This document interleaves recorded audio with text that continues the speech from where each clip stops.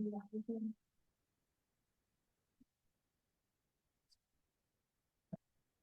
are recording, webinar's live. Okay. All right.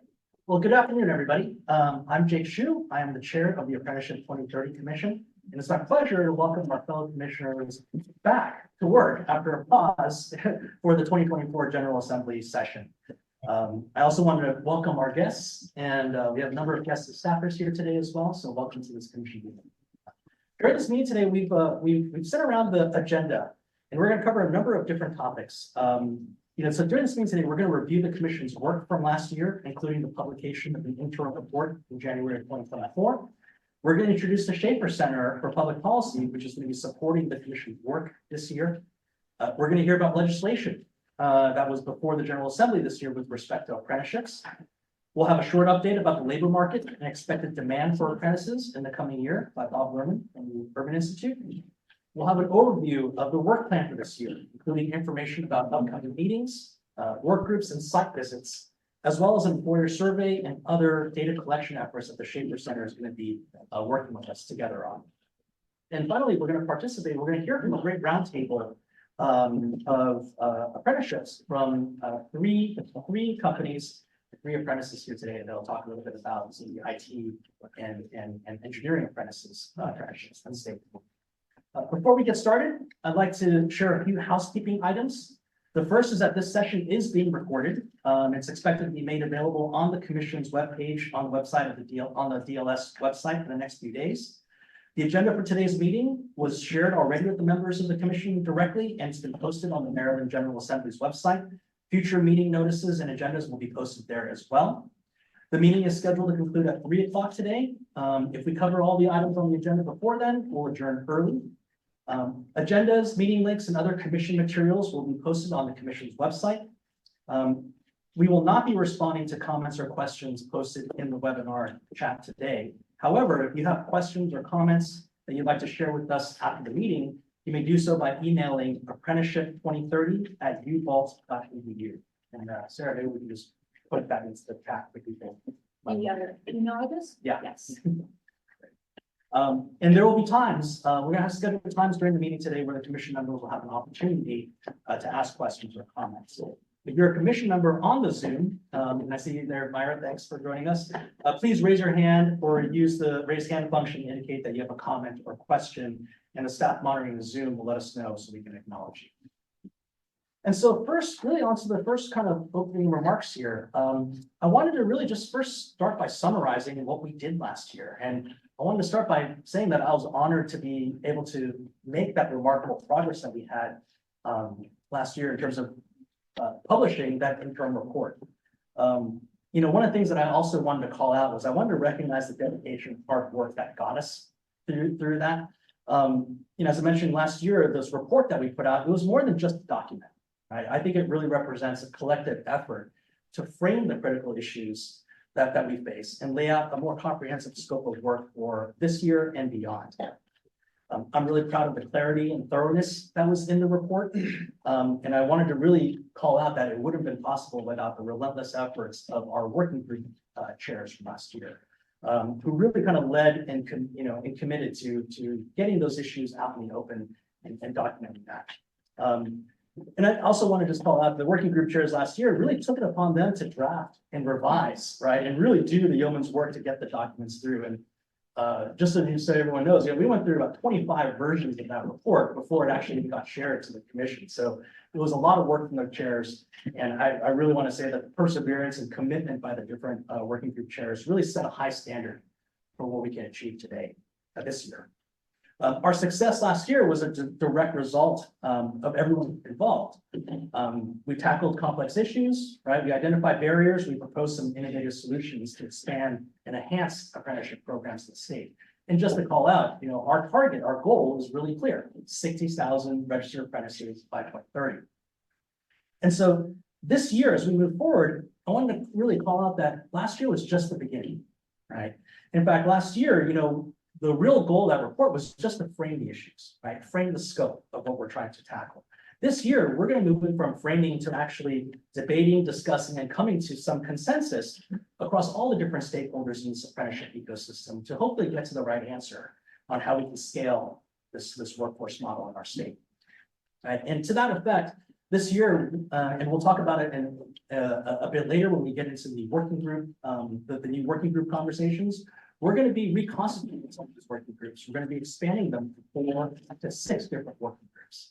One of the things that we also want to introduce this year are co-chairs, right? And the goal really is that, as we found out last year, a lot of the issues that we're facing are multi-stakeholder issues, right? And it's really important that these are not single-threaded conversations, that these are multi-threaded discussions that we're having. And so this year, we're going to be looking to ensure that we have a diverse set of co-chairs really helping to drive and frame these discussions, and also be able to advocate and for different points of views on these different working groups. So, last year we came up with 29 different recommendations across both administrative and legislative action. And so this year, the goal really is like, how do we find that right balance? How do we come to a set of recommendations that go to the heart of some of the differences across that we identified last year?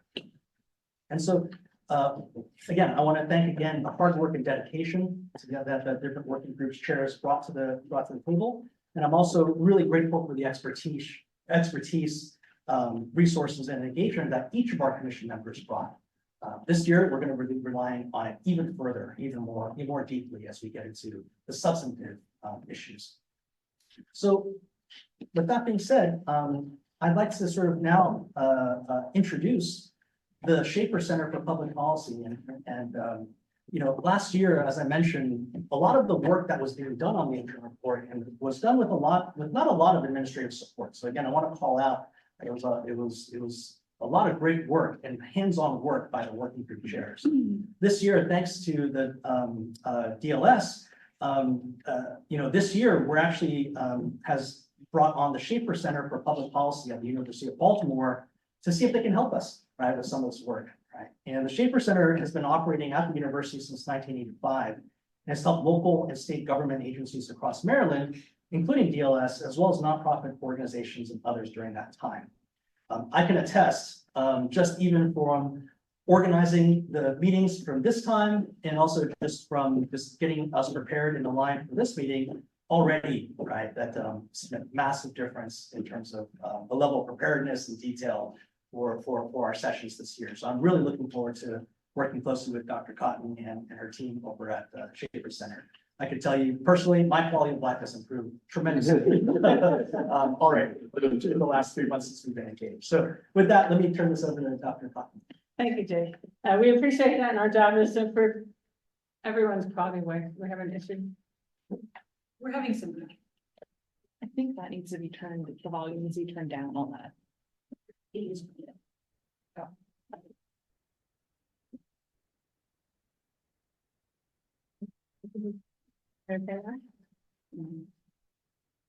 Sorry, we're on a different site.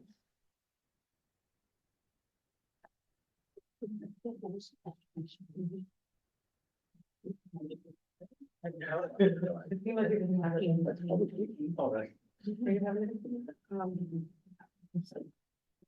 Brian, my staff was below that. But it works, right? Is that okay, Catherine? Public, is this a public meeting? Yeah, because one of my staff people who really has been following us and working, Brian, says it's not streaming. But I don't know if it is or isn't. Somebody said it's not streaming? Yeah, It's showing as streaming. That is very odd, and we're told by OTS it is. do they have a correct login?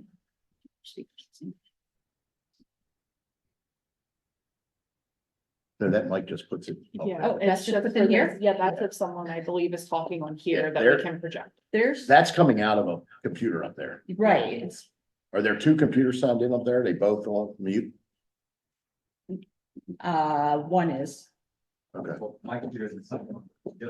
that's where it's coming from up there. Well, mine's not even turned on, but the other one sounds like it's not on. It's not because nobody's hearing it. It's not really out. Verify the stream. Yeah, that's going through the owl, through the stream and onto a laptop. Which is not what it's supposed to be doing. Sorry, we were told we might have technical difficulties by somebody else, so I apologize for this. We thought we had it all handled up.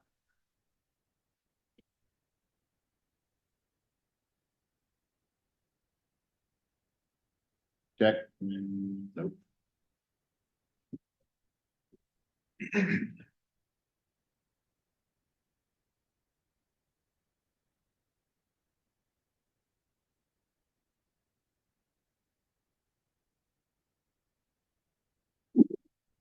That's your computer up there, right? Oh, no, that's your. No, Yeah, that's, yeah. So in addition to streaming, it's also being recorded, so if the stream doesn't work, there's a recording of it. And the public can-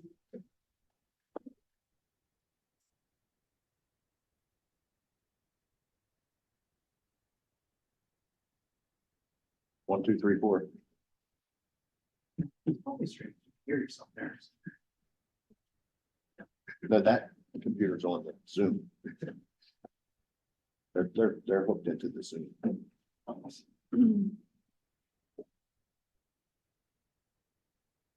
Sorry, everyone.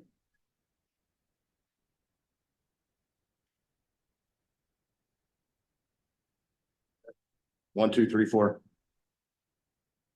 But still, streaming is the problem. Yeah, it's not like. We may just have to record it and then put it online. I'm gonna call it to us and make sure. But we are recording her. It is, yes, it is recorded. Yeah. Okay, we'll move forward. Sorry about that. Part of the technology, we're working through two systems to find out the technology. So the Schaefer Center is happy to be here. I'm Ann Cotton, I'm the Executive Director of the Schaefer Center for Public Policy at the University of Baltimore. We do applied research and consulting for government nonprofit organizations.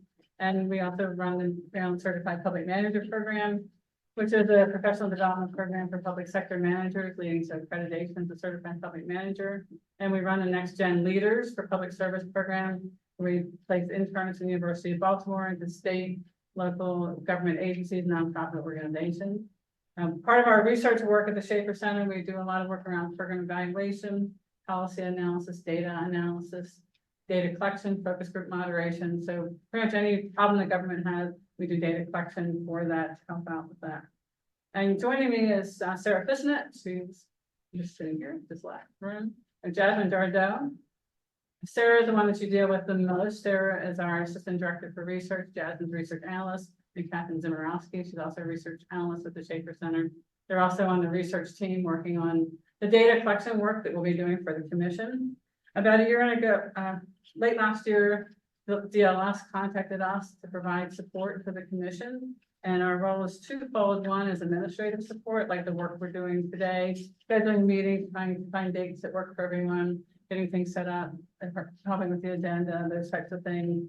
When it comes to doing staffing subcommittees, we'll also be providing staffing support for subcommittees, helping with taking notes, things like that. And then we'll also be undertaking research on behalf of the commission. Part of that includes a survey of employers in Maryland, employers that have and employers that don't have apprenticeships. And then we'll also be doing research, conducting research to answering the research questions you have, including ones that were included in the report from last year, as well as ones that come up as you're in the process of your deliberation. So we're here to help you. Obviously, contact Sarah first if there's anything you need, but I'm happy to also help with anything you need. And our job is to make your job easier. Thank you, Dr. Cotton. Appreciate your time and your staff's time here. Center staff this year. Any questions or comments that Dr. Cotton or with the Schaefer Center's work that they're doing with us this year?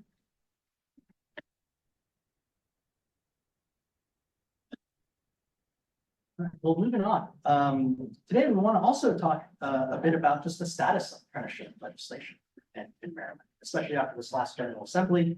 As we know, the General Assembly session ended in early April.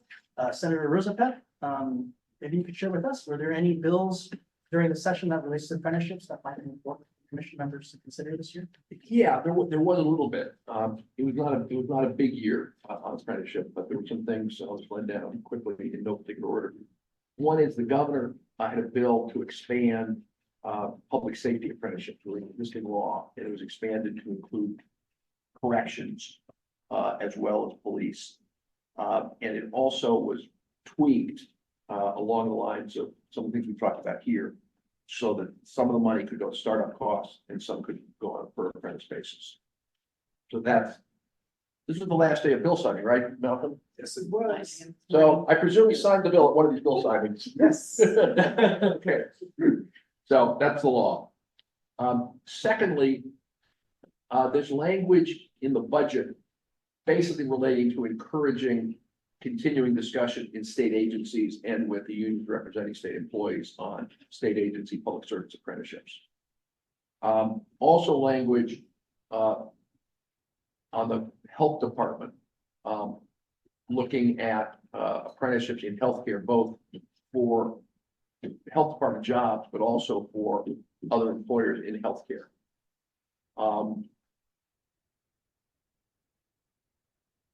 A bill passed on the ratio issue, the apprenticeship ratio issue, that calls for a study on ratios.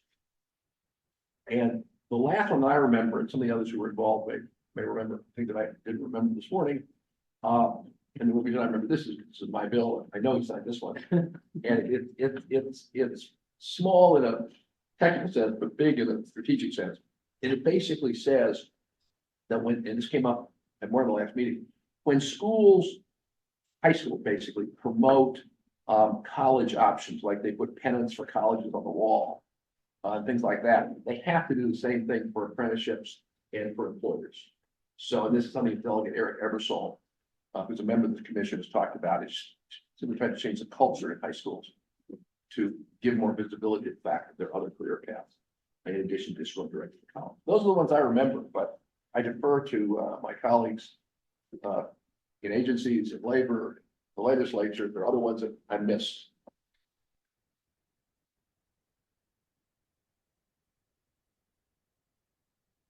Oh, there is one I missed. I'm sorry. In the budget, this is actually a pretty important one. In the budget, we put $500,000 for the labor department to be able to use to reimburse community colleges for related instruction in registered apprenticeships. And the way it would work, and this, I worked on it with Chris McLaren, who is here, right here. The idea is, and I think there's a good bit of support for this in the legislature, potentially with more scaling it up, to try to really incentivize community colleges to do more with related instruction. And so basically would say that when an apprenticeship sponsor comes in to be approved by MATSI, if they want to propose that the related instruction be provided by the community college, they would lay it out in their proposal and set the terms. How many hours, how much per hour, and if MATSI approved it, then the community college could be reimbursed for the cost. So it was $500,000 to pilot that. Thank you. Thank you, Senator Roosevelt. I really appreciate this. Moving on to the next section here. Everybody. I think we do have someone raising a hand. Oh, good.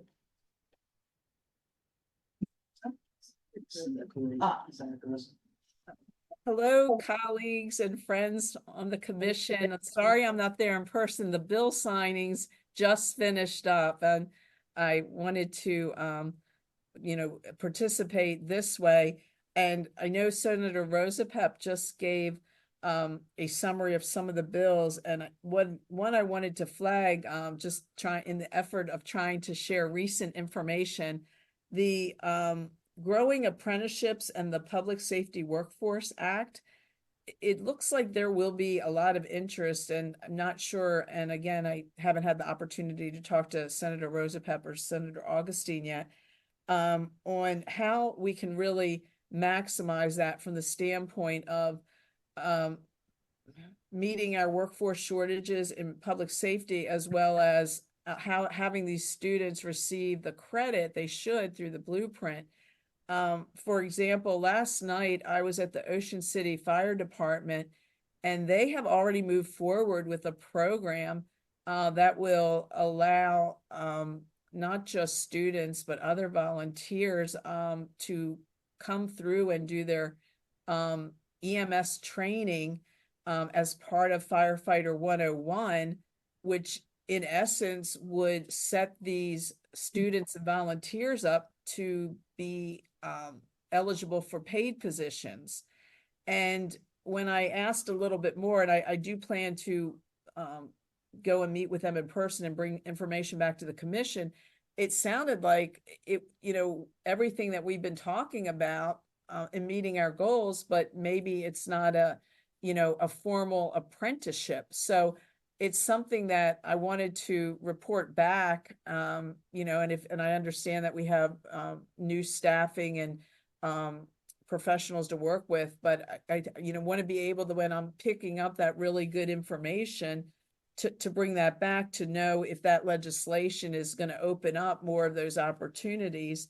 And on another note, and because this commission has talked so much about it, and I don't know if it will need legislation, and again, I would probably defer to my colleagues, Senator Rosa Pepp and Senator Augustine, but I have just learned that the Lower Shore Workforce Alliance, which has been playing a critical role in giving us some ideas and recommendations, we have just learned that the independent electrical contractors are bringing their school to apprenticeship program to the Eastern Shore of Maryland. And this basically allows high school seniors to complete the first year of a 4-year electrical apprenticeship program by the time they graduate from high school. Again, though, not knowing how that would count with our blueprint requirements. So I just, I think that we are seeing a lot of interest in what this commission is doing. And I just want to be able to bring it back to say, if they're doing something that's going to meet both of our blueprint goals and our workforce shortage goals, how can we, this commission, make sure that they don't run into any admin or bureaucratic obstacles in the process? So I wanted to share that update with this commission. I'm not sure if I can stay on the entire call, and just to be able to know, once I'm picking this up, that I'm bringing it back and, and have you all make recommendations on how we can, continue on some of these opportunities and initiatives that people and organizations are taking up on their own. So it's an exciting time for us. Thank you for allowing me to share the update. Thank you, Senator Cross. Secretary Ross. Thank you. Good afternoon, everybody. Senator Croza, I wanted to just provide a couple tidbits of information in response to those great updates you shared. First, on the GAPS Act, absolutely, firefighters were conceptualized as being a part of kind of opening up access to exploring how the GAPS Act and registered apprenticeship can support firefighter career pathways. Senator Augustine, in fact, I guess it was last year, maybe 2 years even, passed a bill to really explore workforce development. We staffed that for firefighters. And there's a report, and in that report, there's a recommendation lifted up about registered apprenticeship. So if it would be helpful, we'd be happy to circulate that to the group. So that's one point. I would also say that the independent electrical contractors, IEC Chesapeake, we've worked with them quite a bit, as well as the Lower Shore Workforce Alliance, strong partners of ours. They're one of the 13 local workforce areas for the state, if you're not familiar. And we have actually helped to invest funds to grow that school apprenticeship model with IEC and others across the state. So I'm very happy to know that it's expanding to the Eastern Shore. It's very, very effective. And will be great opportunities out there. The last, if I may, is that I forgot to mention one bill that doesn't have direct connections to apprenticeship yet, but I think it very well could. And that's the Talent Innovation Fund bill that passed into law. I guess it was signed last week, I believe. This will be a partnership between the Governor's Workforce Development Board. I see my colleague Rachel online and through the Division of Workforce Development and Adult Learning, which of course I oversee.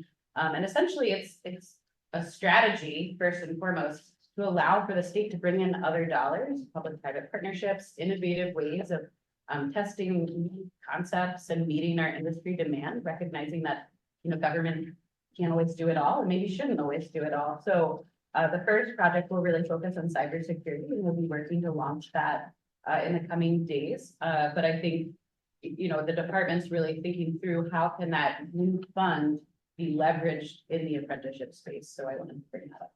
Thank you. And could I just add one more to your list if I could, and I'll hand off, but I'm excited because it was a bill that I worked on with Senator Cheryl Kagan, and the governor literally just signed it within the last 40 minutes. SB 1034 is a 911 recruitment and retention work group.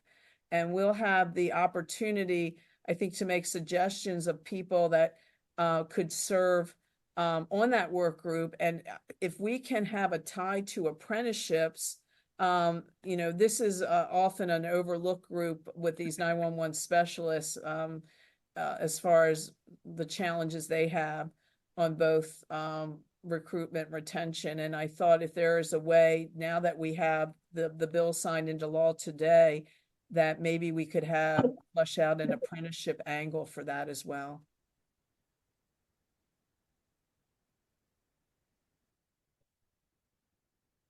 Thank you, Sarah.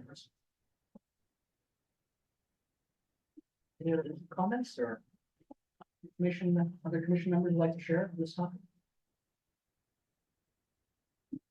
All right, well, let's move on to the next section here. So we're going to hear from Robert Lerman from the Urban Institute, who helped us with our work last year on, who's going to provide us with a labor market analysis.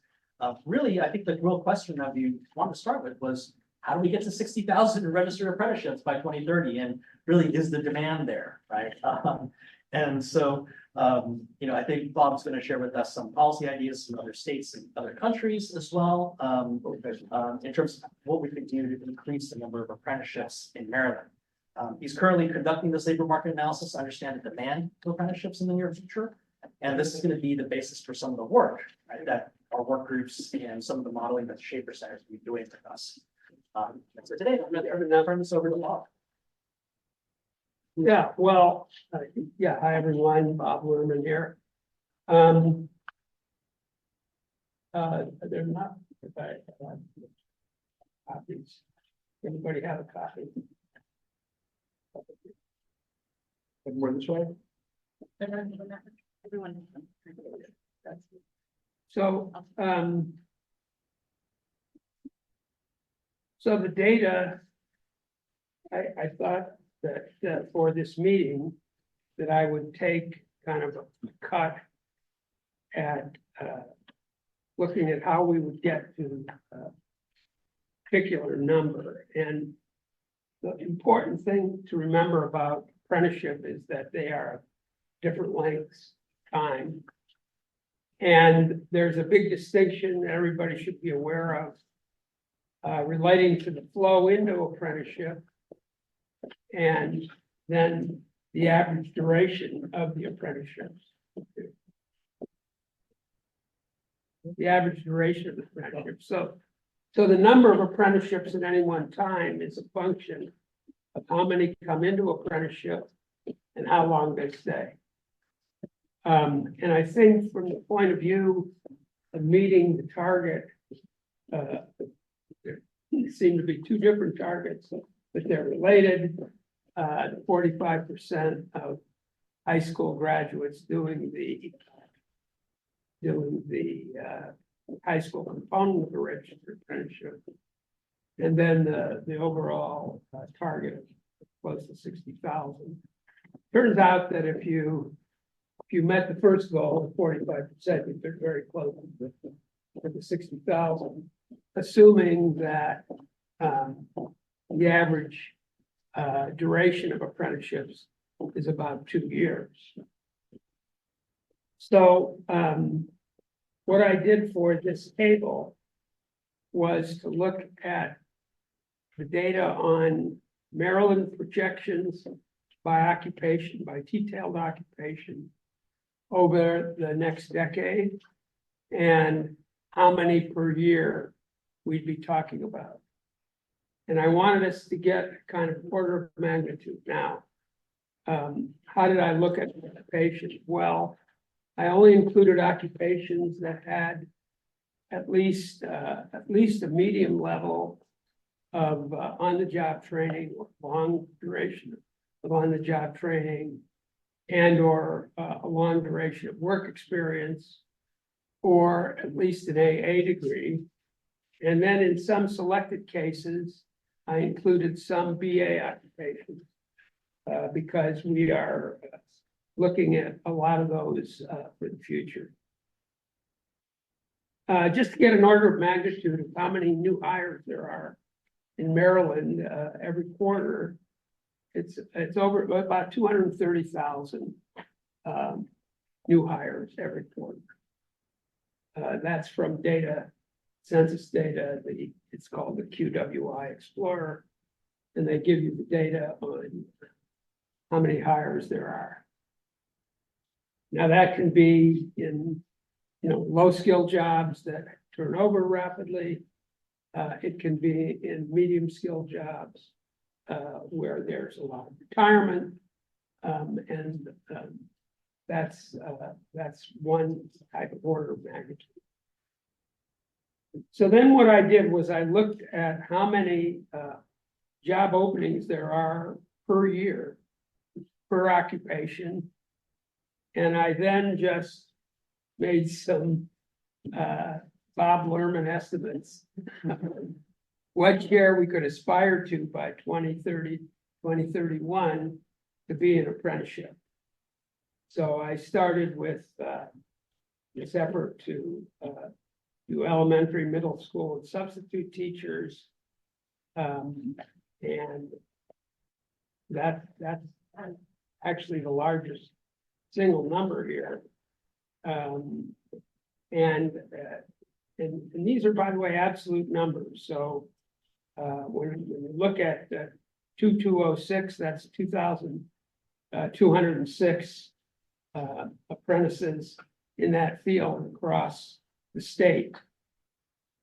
And so I just went down the list, police, and bookkeeping, preschool teachers. There are some, of course, that are already in apprenticeship. The electricians, carpenters, plumbers, operating engineers. A number in the health field, ranging from nurses assistants, medical secretaries. I chose purposely to take a relatively low figure for registered nurses, because even though that's becoming an apprentice occupation, by that period, to get 25 to 25% would be a good number. But one of the things by going, let me just say that this is not necessarily all the possible occupations that we could do apprenticeships for, this list here. And I'm sorry for those that are, I don't know, I should have figured out a way to upload it for everyone, but I'll send it after the meeting. We can send it after the meeting. But there are a lot of, I only included a few of the BA occupations, some more of which could become apprentice. But really, one of the things that I learned from going through this exercise is that there's we have to attack this on a variety of fronts. No 1 or 5 or 7 occupations is going to do it. We need to look at the wide variety. Now, a number of these are in the public service or government positions. And I think there are other government positions that are not included because, they're BA positions or federal government positions that weren't fully reflected in these numbers. But I think Senator Rosapep's appropriation to have some organizations come in and work with work with the agencies, and work with MATSI to make these government positions into apprenticeships, would go a good deal of the way. But otherwise, and by the way, with firefighting, I know that was raised, that's a huge deal in California. That's one of the big occupations that is apprentice. So otherwise, the effort, again, sort of my vision is that we enlist, whether they are staffing firms or community colleges or other groups that become talented at selling apprenticeships to employers. There are a lot of individual areas where there are private employers that would need to be sold on apprenticeship. Some of it is happening already. For example, in the accounting area, we have a very good intermediary already working in that space. And I don't know whether funded sufficiently, but that is an example of where an organization, because the employers are spread out.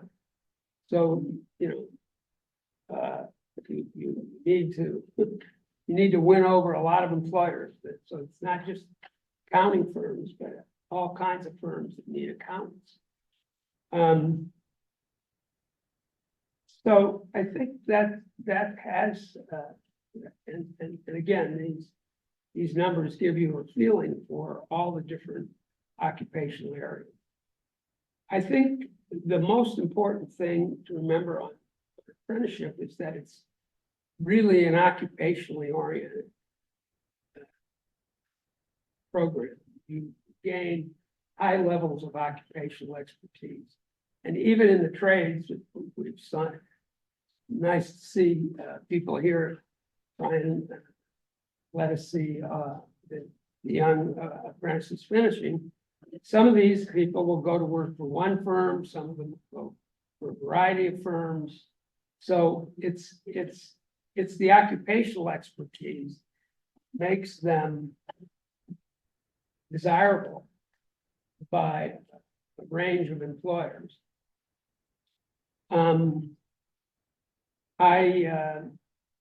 Anyway, I went through this. I got to about 27,000, which is what we'd need to do the 45%. I think there are enough openings, and I think the openings, and as I say, there are further openings that I didn't never cover in this list, but I think that by 2030, 2031, and again, you have to start getting, where I say 60% of bus mechanics. Well, let's make sure we get 15% in a particular year and then start building up. Finally, I think that is one of the big things about apprenticeship in generating employer demand. Once you get an employer to use apprenticeship as their main recruitment and training device, they tend to continue. The big investment is getting them started. And so I think that we have to experiment and try different ways of doing it. In some of these cases, maybe there's a licensing issue that we have to tackle, but the investment in reaching out to the employers I believe, will get us there. And so I come away with this exercise optimistic. We do have someone who has a hand raised, so go ahead. Thank you so much. Hey, Bob, good to see you. Rachel Parker with the Governor's Workforce Board and the CT Committee here. Thank you for this presentation. I kind of wanted to offer a couple observations and a question. One is just for the group, and I think it's important for the commission to just kind of have the language consistent around the 45% goal, because we do have these two goals, 45% and the 60,000. In the blueprint, the goal is actually not stated that 45% of students will be completing the high school level of a registered apprenticeship. It's that they will be completing the high school level of a registered apprenticeship or another industry recognized credential. The law does require that at least half, a majority of that, be registered apprenticeships. And of course, we want it to be as many as possible. So it's encouraging certainly to see that this number kind of lines up with what roughly 45% of high school graduates, what that number is as of 2030, 31 projections. And for the group's kind of reference, the CT committee of the Governor's Workforce Development Board is also going to be responsible for setting some of these kind of benchmarks toward 45% for RAs and IRCs in the years to come. And so with that in mind, and Bob, I know you actually gave us kind of a beginning of some similar data. We did some work with it over the last couple of weeks in anticipation of this conversation, actually got to kind of some similar numbers. I will say that some of the numbers for kind of the jump are big. So, 60,000%, or sorry, 60%, got 60,000 on the mind, 60% of bookkeeping, 50% of human resource assistants, 50% of lab technicians.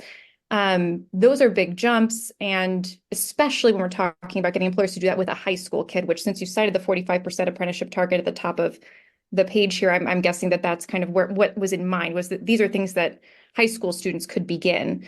And so just with that in mind, my question to you, and I know you have a lot of expertise in other models in other countries, are there tactics that you've seen to really rapidly make that jump, and especially in engaging with youth, that you think we could replicate, again, in that really kind of short time, the next 4 years?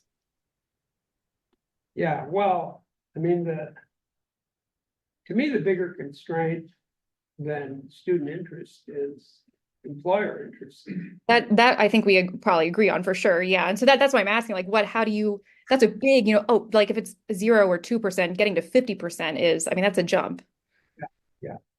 So, yes, you are correct that, I agree that, the 45% did not have to be all, apprenticeships. There could be some other industry recognized credentials, but of course, these would all be industry recognized credentials as well.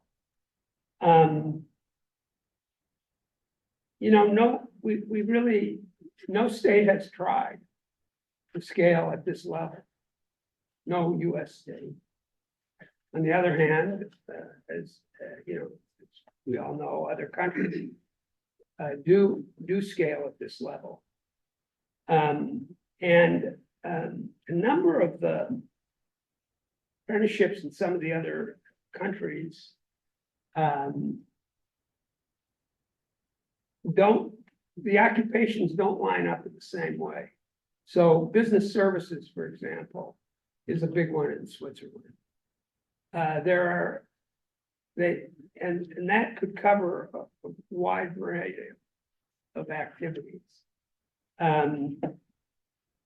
There are things that I think would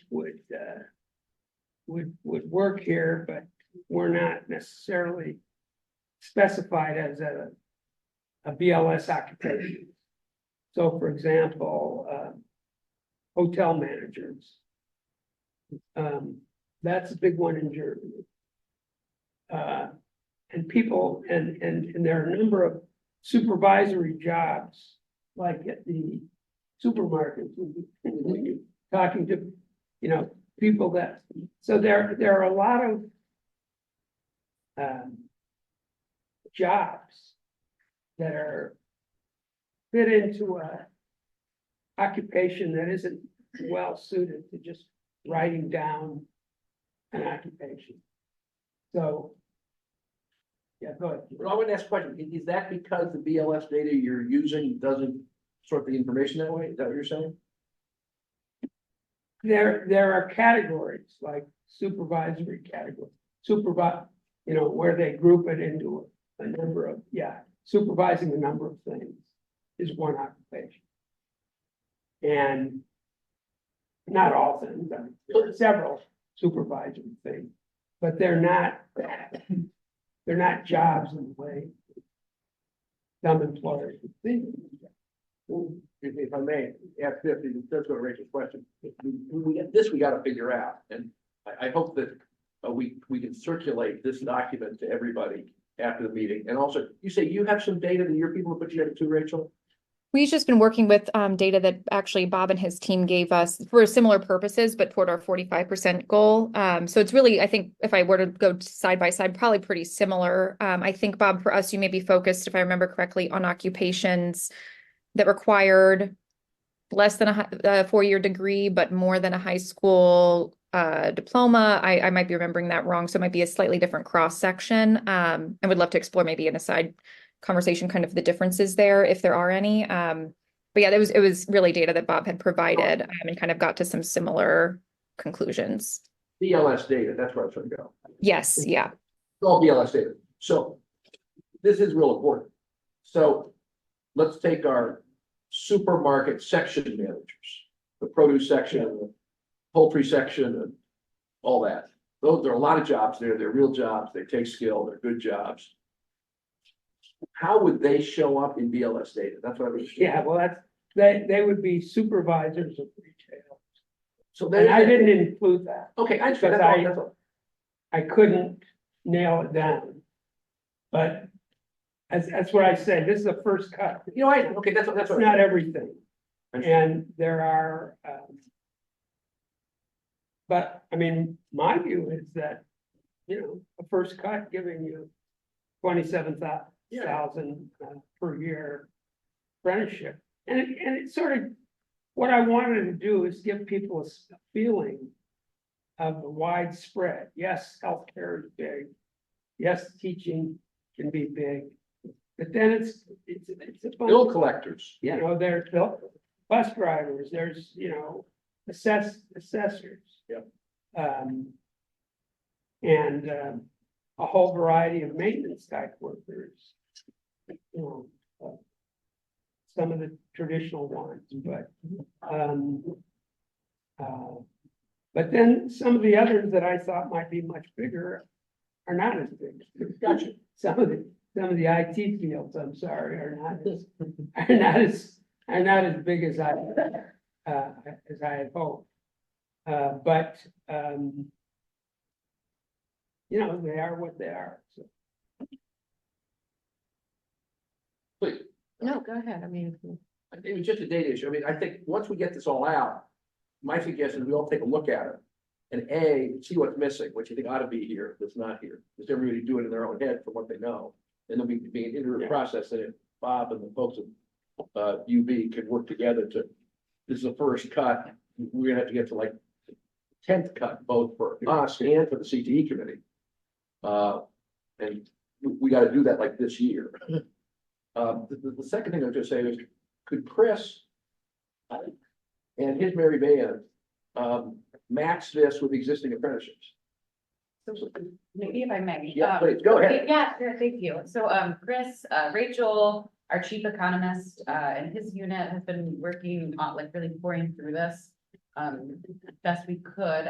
And we're gonna pick it back up full force soon. As everybody likely knows, our department has been leading a lot of the bridge efforts the past 8 weeks of the economic response. And so our chief economist had to divert his attention, and frankly, I have had too. But I think that we'll be able to continue on that good progress that we had. But so Chris and Aaron and Rachel and our Mary bands are happy to partner on this for sure. Great. But I wondered, if I may ask a couple questions, just so that I'm kind of grounded, I'm trying to ground myself in the data and some of the just ideas of how maybe what would help is where are we now versus these goals, I'll call them the 40% or 50% or 100% for electricians. Well, they're already apprenticeship. How many? Yeah, it might be 0, or in the case of electricians, carpenters, plumbers, operating engineers. Of course, we know that those trades use apprenticeship a lot, but I know that a lot of residential activities in the trades don't use apprenticeship.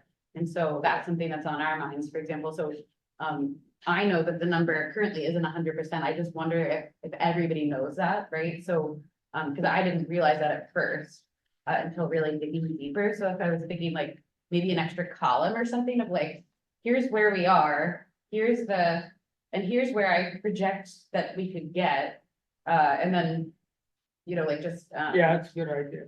it could have to ground it perhaps. Good idea. That- A lot of them will be zero. A lot of the activity.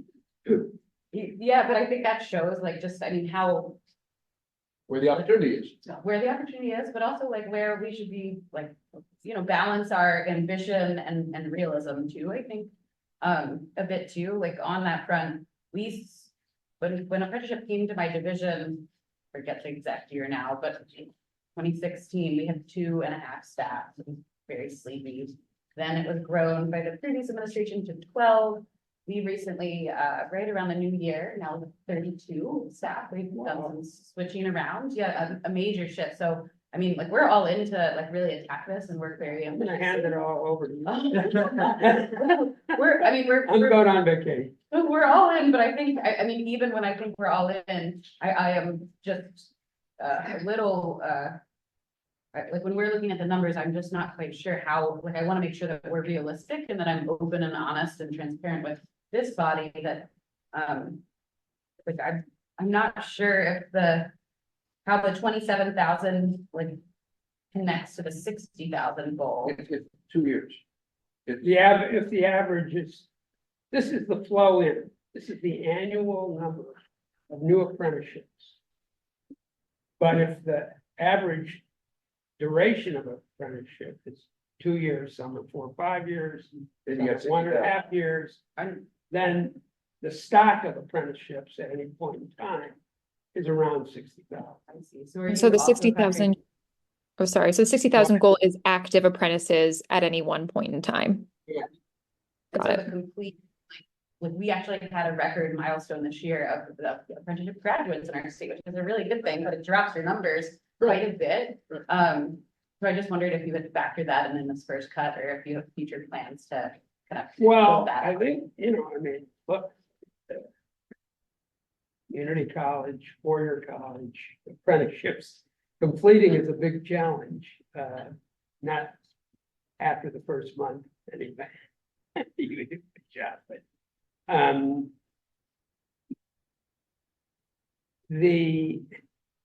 these don't solve the completion problem, let's put it that way. It's not factoring in like. How, like, This I is- guess basically, the more we grow, the more completers we'll hopefully have. So we almost have to grow even more. The We have to have more start, you know, these have to do with, the data have to do with vacancies, annual vacancies. And hopefully, we're gonna try to persuade employers to fill those vacancies, a certain percentage of them anyway. With people that have been in apprenticeship and therefore will fill those vacancies for them maybe a year later, 2 years later. And the whole idea of this is to give you some order of magnitude of what the annual vacancies by occupation are.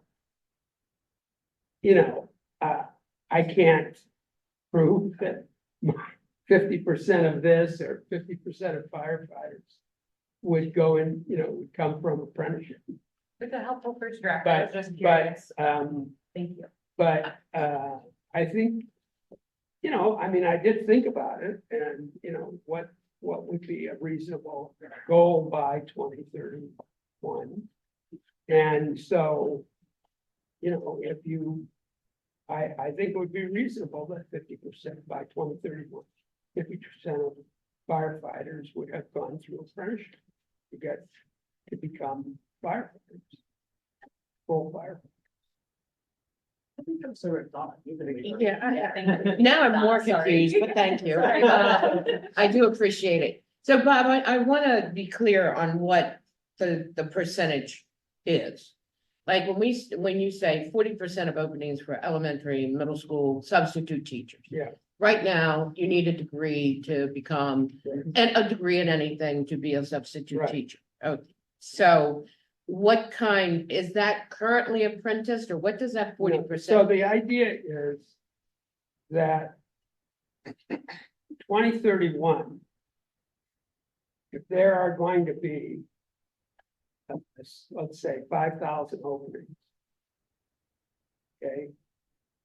2,200 of them would come out of an apprenticeship program that involved the model that's increasingly being done across the country in terms of teacher apprenticeships, where they start in late high school, they get credit, they get some college credits through those programs, they continue on, they work part of the time, they're in a college program part of the time. And by 2031, we have 2,206 of those prior apprenticeships filling those positions. But as an And the apprentice, position, and okay. it's 40% of, not that it would be 100%. But where are those apprentices gonna have work? Because an apprentice is a paid work position that then leads into a higher paid career and Yeah, something. well, for- some of them, yeah, some of them will be, helping. I think I can address that issue, because there's a group of school systems that are working together right now. Right. To design the future apprenticeships in Maryland. And basically, it's the model that they're talking about is, they're gonna flesh it out parallel with what we're doing. Is basically that, the kids start in high school and they work, they are trained to work as tutors for little kids. And then, And they're paid, oh yeah, it's okay. an apprenticeship. You can't have an apprenticeship if you're not paid. You can't have apprenticeship without an end career that's affordable too. So that's Oh, what. right, yeah, that's what this Okay. is. That's exactly what this is. I understand the teacher stuff. Okay. Let's look, I think I have another question, because currently, right now, when you look at even within the tractor trailer drivers, there's training schools for that. And so I would be more interested also having more information on how much of this is in training and currently training and not apprentice, but they're in training schools. Because I would not want to see us doing a really good job of creating, what an apprentice is. And then having all the training schools or whatever say, oh, this is now gonna be an apprentice. And I want all of the tax credits, I want all of the public money for it, when it's already got a training for it now. Because there is training and there is apprenticeship. And training is one thing, apprenticeship is another. So when I look at these, there's plenty of dental assistant training, there's plenty of paralegal, there's training for these things as well. And so it'd be good to know of this list, what's in training, what's available now that's in training. Yeah. And how do we see that being different if you go into an apprentice? Okay, so let's say in truck driving. The whole concept of apprenticeship is that you have a significant part of it be learning by doing. And so I think the school model is not something that we want to promote. That is ideally, and there are a lot of trucking companies that do use apprenticeship Yes, quite substantially. Yeah. And I think that's a much better model for the worker, for the government, for, avoiding waste and right. so on. So in this case, I just said, we would try to get 20% as full apprenticeships. Maybe that's an underestimate in that occupation. Maybe we can, because these are vacancies, remember, they're annual vacancies. Mhm. Maybe that's an underestimate in this case. But I strongly favor not relying on those private training schools. And so, for example, let's say paralegals, yes. I mean, anybody that hires a paralegal, that paralegal has had to learn some way. The whole idea of this is that apprenticeship is a better way because the person who becomes a paralegal is doing work and getting paid, taking some courses and not going into debt and to learn it in what I call an academic only approach. So yes, I mean, I'm not saying that these things, that people going into these fields are not getting training. They are. I just think we want to use apprenticeship to penetrate many of these occupations so that that's a better way to achieve occupational expertise and capability. Because I think going back to what GWIB and everybody's looking at is like what Senator Roosevelt brought up. When you're talking about supermarket and the produce department or whatever, how do they become that now? And we want to make it better, but we don't want to supplant it so that somebody's just coming for a tax credit because they're now called an apprentice. And that's something I want to watch out for. Yeah, and I think that's a really, really great, oh, sorry. I'm sorry. Sorry, I was just gonna say, I think that's a really great point that Donna raised, and it makes me think that as we set targets related to occupations for this commission or kind of the board and the CTE committee doing it for the sort of high school registered apprenticeships, it seems important that as we're looking at occupational categories, we do our best at least to really clearly articulate like where we see it as a value add and why. And to the point Donna just raised with that example, I think where might we be in a way creating like a barrier to employment that, you know, might not actually support placement in that occupation, or where might we be creating something that solves a problem that employers and participants maybe aren't having. I think we all agree, you know, that registered apprenticeship is a fantastic model because it can provide these opportunities debt-free through employing people, all the things that you stated. But I think being really clear, occupation by occupation, how it compares to what's happening now and what problem it is or isn't solving, will really help as we're building the cases for what will ultimately need to be strategies to implement and kind of push toward some of these goals. Thank you. Yeah, it's in keeping with that. I think it's been a good discussion. I appreciate you putting this together. It really lays out sort of the different categories. I think that what would be fantastic would be those additional sort of columns that show where there already are existing apprenticeship models that for each of these, where there is this training, what the training things are currently for these, that kind of come down each of them, that can help us to identify where we might be able to then see. I think Aaron mentioned as well, where there already are existing apprenticeships, registered apprenticeships that are within this, and then also those that are what we would characterize as an apprenticeship, but aren't registered apprenticeships. But to have that matrix, I think is fantastic. But I think that's what we all are kind of talking around wanting to see, sort of like next, that we could really be able to see the opportunities and where we can work on it. Thank you. Yeah, I really agree with what Malcolm just said. I mean, I think this is the beginning, and if we can factor that in, it'll help everybody. I just wanted to respond to two questions. One was Rachel's to Bob about how do you get to the scale? And the answer to that is the way Australia, the way France, the way the UK have done it is they put significant public money into it. That's the game changer. That's demonstrated in economies like ours, industrial economies, Anglo-Saxon economies. Is it possible to do that? Maybe, and maybe if this commission can figure out a way to do it without that, maybe. But I've never seen it happen in the United States. I've never seen it happen overseas. So I think that's the short answer, which we're going to grapple with in this commission. But I want to come back to Aaron's point about, I really want to put the emphasis on opportunity, because to get from where we are now, which is 11,000 or 12,000 apprentices, something like that. Sorry? Around 11,000, right? 11,149. Okay, there you go. To get from that to 16,000.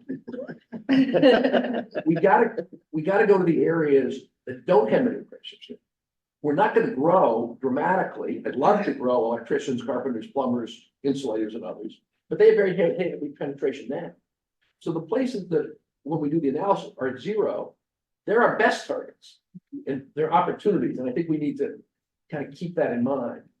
And yes, we need to look at where there are small numbers now. But there are apprenticeships. But I just think getting from 0 to 25 is a hell of a lot easier than getting from 80 to 90. That's all. I agree that we need to explore all of it, and then some. There are probably some on the list we could even add. Yeah. I just wanted to make sure that everybody kind of understood that. And for my own sake too, like just where are we now and like where do we want to go, and then just an honest conversation of what's realistic and ambitious at the same time. That's all. Sarah.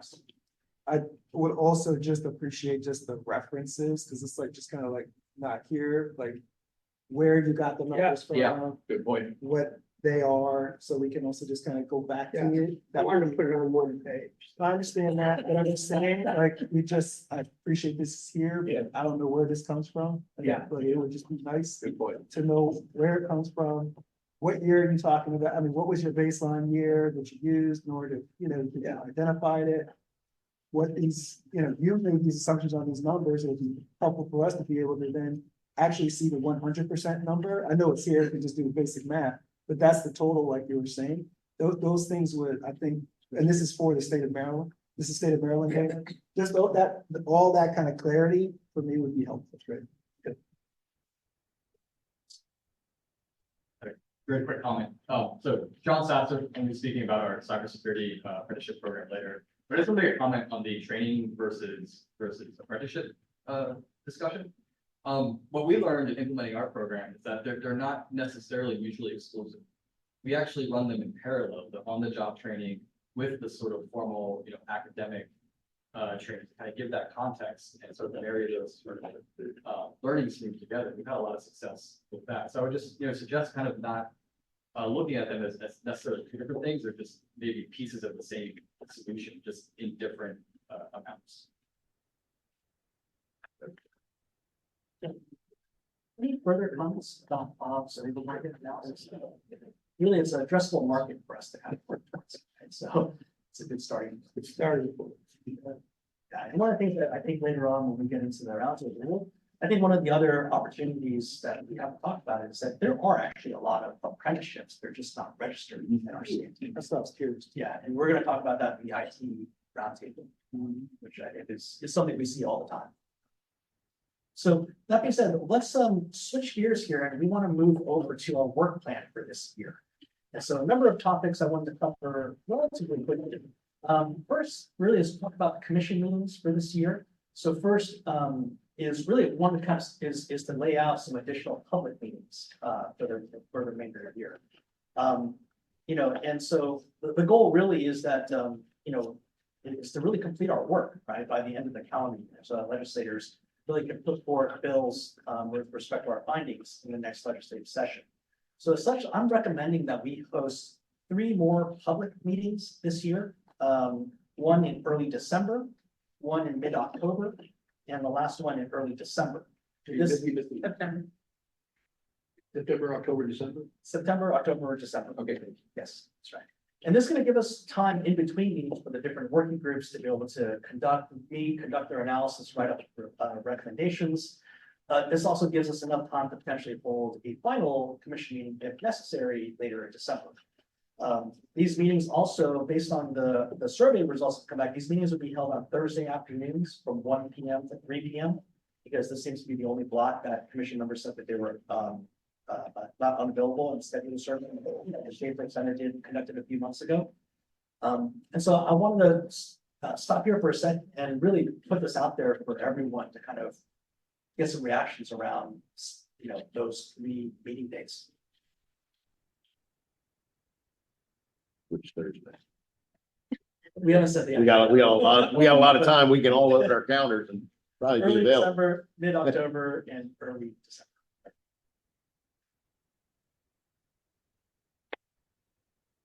So you don't put an election day in November. That's right. Yeah, so I think, do you want to send out a poll for everybody? So, yeah, we can send the poll out with some suggested dates and let people pick, and then try to pick the date that has the most commission members, if you want to do that. Didn't you also already send out a whole entire poll for us to fill out every single date we were available and not available? Yeah, so from that, how we got to that's how we got to Thursdays at 1 to 3. Got it. Okay. And then this will be to select specific dates. We did, some people did actually provide the dates they were unavailable as well, and we combed through those already. So this we would end up with probably 6 possible dates, 2 for each month. And then pick from there. Great. Yeah, the other thing that, other item here really for our public meetings is similar to today, right? Do we want to hold them in person or virtual? I think there's room for us to be able to hold these meetings in Annapolis, but we can also host them at different sites, right? And so I think today was really want to thank Brian for hosting us here at the Legislators 24 Union.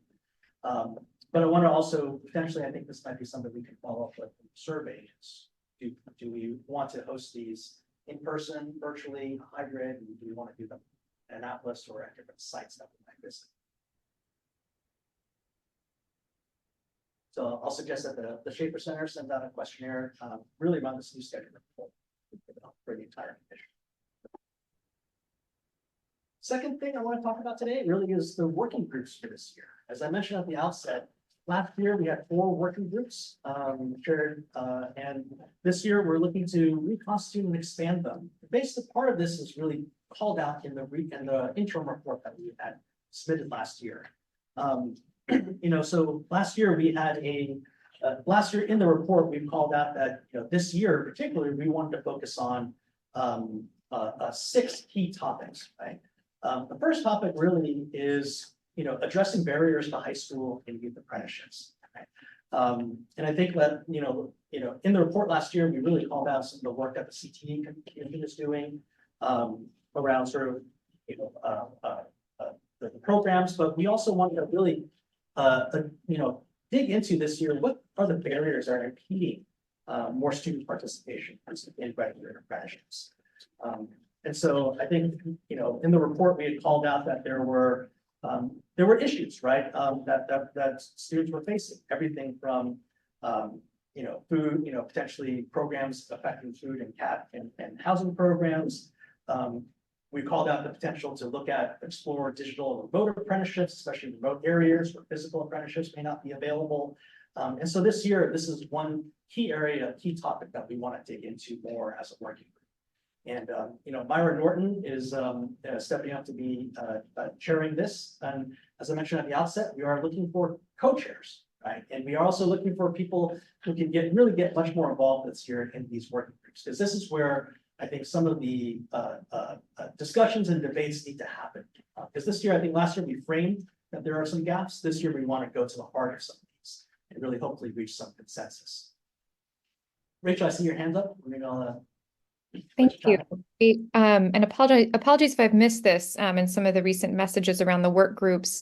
Are these work groups potentially open to folks that are not sitting on the commission, but who could provide value perspectives? And I'm asking, for instance, thinking about barriers. As my team's been going out to schools, I know hearing from educators and counselors what barriers they're seeing students facing has been really enlightening. So that's just one example. Yes, and the answer is absolutely. So it's the working groups are open to subject matter experts and experts that you want to bring in who may not be on the commission. I would leave it to the discretion of the co-chairs to decide. The second working group that we wanted to talk that is a new one this year is expanding registered apprenticeships in the state workforce. This was an area that we also called out in our interim report last year. And also we called out that there are potentially outdated hiring practices in the state that actually prevents us from adopting registered apprenticeships. So this year in particular, we're looking to call this out as a separate independent working group. This one actually we are TBD. So we are looking to we've reached out to a few people around potentially co-chairing these. And if there's interest from different commission members to co-chair, this will be an important working group to this year. Third one is really employer and sponsor recruitment, and this is an area that Brian Cavey will be chairing this year. This one also is again, last year we had really called out the role of intermediaries, and in the interim report we had called out the need for there to be much more interagency cooperation. There needs to be, and we also called out the possibility, right, of actually having either a group or an entity or even an individual that owns the 60,000 person registered apprenticeship sort of target by 2030. And so this is sort of a reconstituted working group this year that Ryan will be chairing. We have a fourth one, simplifying the sponsorship process.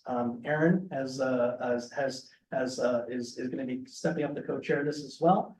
And so this process really is around how do we enable more employers to get through the registration process. And so Aaron will be co-chairing this working group.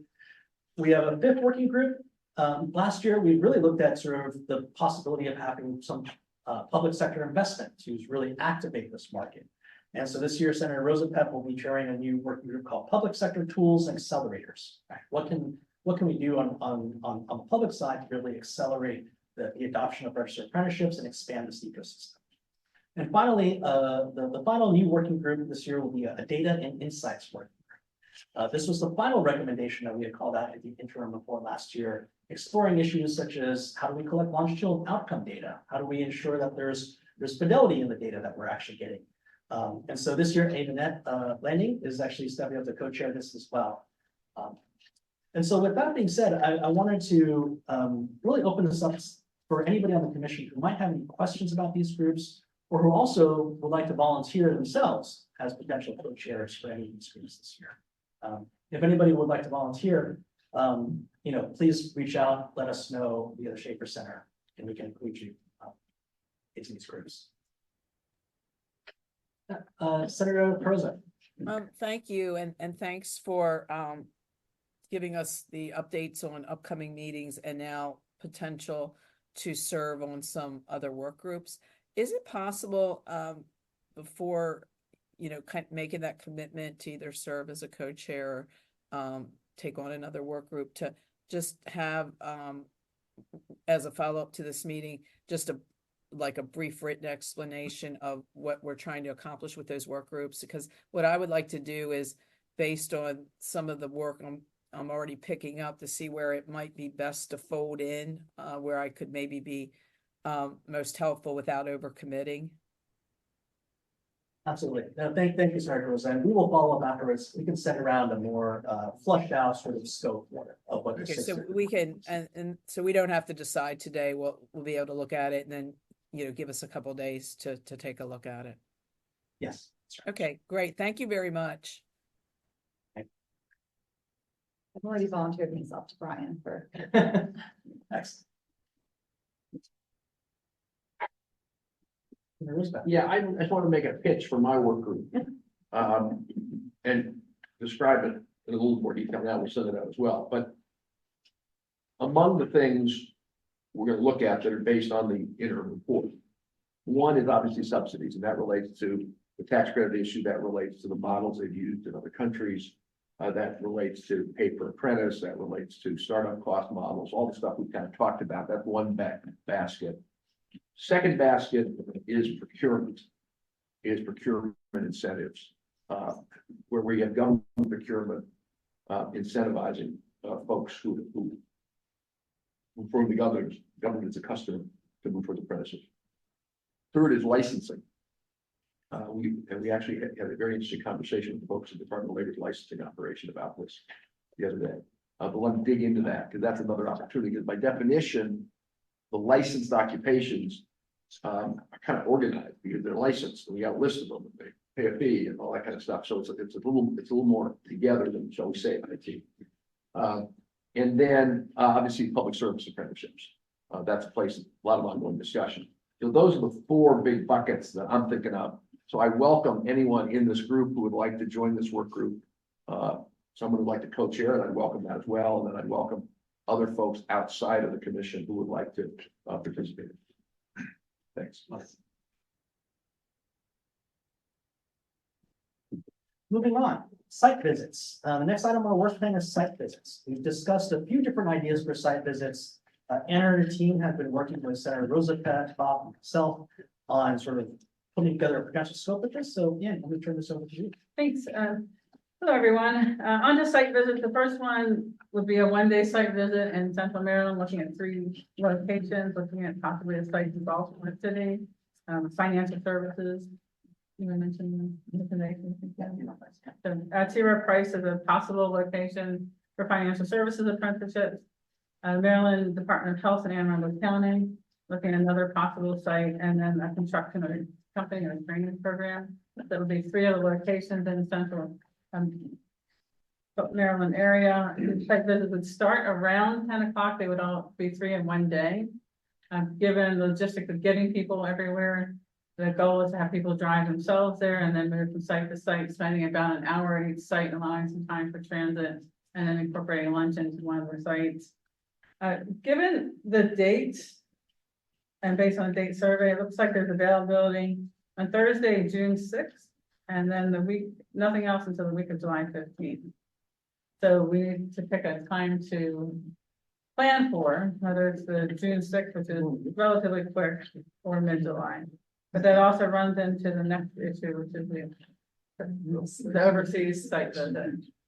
Yeah, I just have to clarify the question. So would you mind just describing maybe a little bit about the goal of the site visit? Are these visit like entities that could become apprenticeship, or they have a registered apprenticeship, or hodgepodge? So these are places that already have apprenticeships, and looking at different types of apprenticeships, I think they're, especially ones that are non-traditional, financial services, health, ones that we've seen, the construction ones, what we commonly think about as an apprenticeship. They're looking at it in different locations. They're seeing different models for that. And really the goal is to look for is to kind of meet some employers who've run long-term programs, who actually have robust programs that, you know, may be under the radar for some of our commissions. So even if some of the other site visits we're thinking about, maybe pulling a panel of a few different employers together and talk about their programs. I just wanted to ask members of the commission, are there any particular occupation or industry apprenticeships that you'd like to see?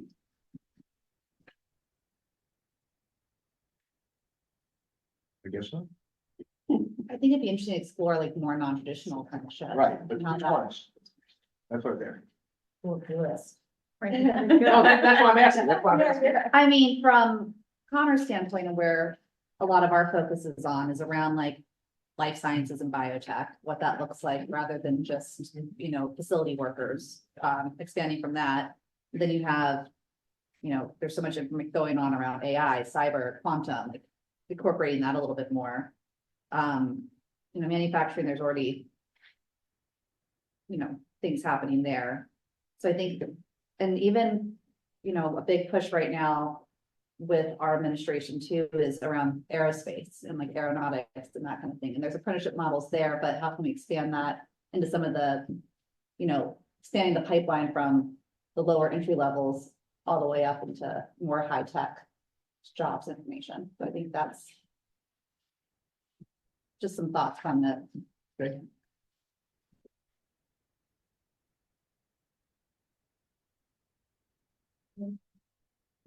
Maybe if we could somehow, and I think what Sarah communicated is a match, but I'm thinking of like our state workforce plan and you know, the projections of like what's emerging, and where our focus, you know, what's in demand now, what we expect to have be in demand. I know that Bob started some of that, but you know, really taking a data oriented approach to like where we pick strategically could be very useful too. Maybe out at healthcare, so that was. We'll reach out to you afterwards and figure out like, yeah, we prioritize. Sounds good, sure. Also, I'm out of the country for the June date, so I will selfishly like the July one better, but. I guess we can also include these in the survey of dates for, as we narrow down dates for meeting, public meeting, and then dates for site visit. The second cost. Or we also have a hand raised, Senator Perosa. Thank you. Senator Rosapep, thank you for that question. And I think you and I have talked informally about this, and we've had some conversations with the commission.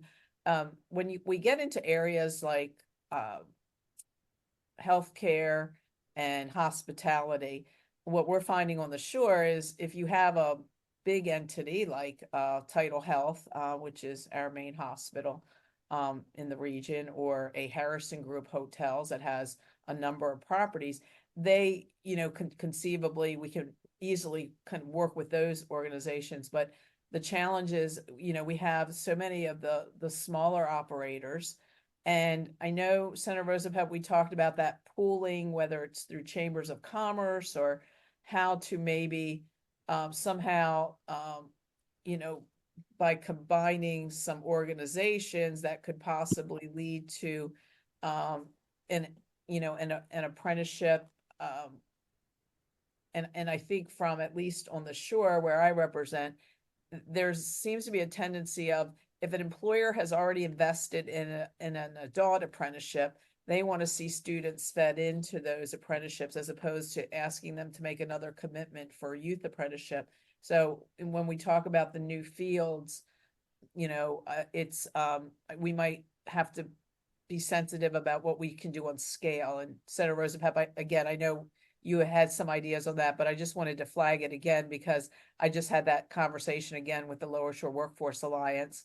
And, they were real comfortable kind of gravitating to a Tidal Health or a Harrison Group, but, they also know that there's plenty of small operations that need qualified people. If I can just pick up on Senator Crow's point, which I agree with 100%. One thing we might think about in terms of site visits or briefings is be sure we have some here we have a joint apprenticeship sponsor with the union and their contractors, but on the non-traditional, I'd have some with some group sponsors, and not just individual employers. That's it. So the next site visit would be on the shore and Ocean City area near the Mako conference. So looking at something during the Mako conference, and which runs from August 14th to August 17th. So looking at scheduling something on that Thursday or Friday mid-morning. And then so are the thoughts about potential employers, given the discussion we just had, are there employers that you would recommend or that you'd want to see?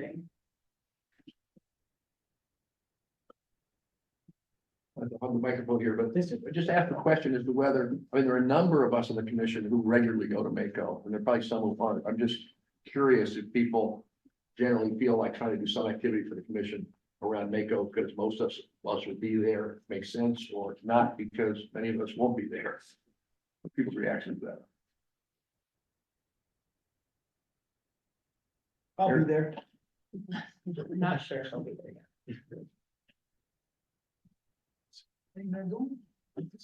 Yeah, this is one year that we're not going because we're going to be out of town. But even if I was there, I couldn't leave the booth because we are there all day. Gotcha. Good point. Yeah, that's what I'm thinking. If others go because they have to man something, that's also. Another option is to add it right before. So for those that are going down anyway, adding an extra day for their travel and doing the day before. Yep. I actually am paying attention. And so, yes, I think so too. The day before is often a very good day. A lot of us get down there and sometimes we're even planning to stay overnight on Wednesday night. And so, in the early afternoon or something like that is often quite good because it doesn't conflict. I don't think, Don, I know that you said you're not going to be there, but if you were, you wouldn't have your booth open up yet then. No, that's great.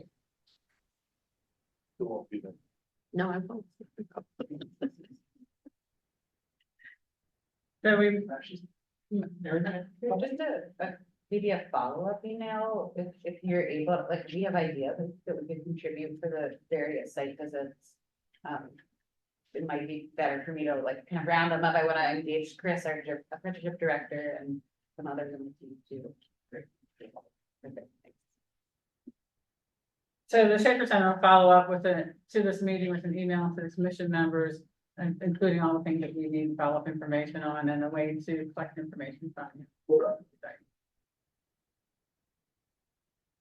So the next site visit is an international site visit, looking at going to England and UK to look at their models around apprenticeships and looking at.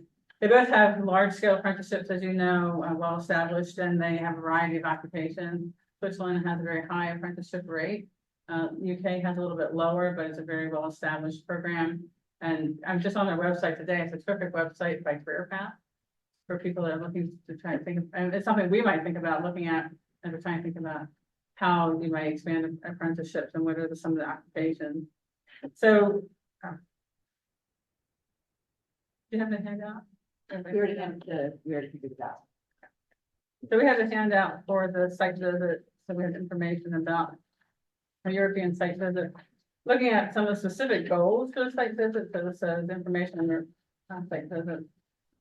So looking at some of the goals for the site visits, really to see how the apprenticeships are working in traditional apprenticeships like construction, but also ones in education, finance, computer science, healthcare, to some of the less traditional. Looking at how they incorporate apprenticeships into the younger age groups, so 14 to 15 in UK, but then also traditional high school in Switzerland. So those are important aspects of this. They also have stackable credentials. They're looking at how we create or add stackable credentials into the apprenticeship model.